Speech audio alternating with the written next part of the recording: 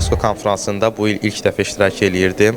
Hal-hazırda da bölmə iclasında çıxış etdim və məruzəmə görə sertifikatla təltif olundum.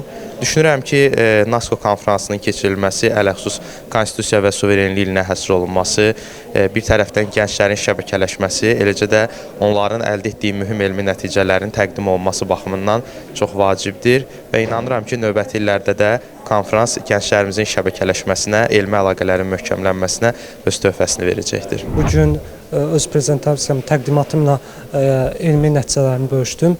Mənə çox xoş oldu ki, belə bir tədbirdə iştirak etdim. Məncə belə tədbirlərin əhəmiyyəti böyükdür, çünki belə tədbirlər bizim kimi gənc tədqiqatçılara imkan verir ki, öz nailiyyətlərimizi, nəticələrimizi böyük auditoriya ilə bölüşə bilək və onlar üzərində diskussiyalar apara bilək və özümüzü təkmilləşdirə bilək.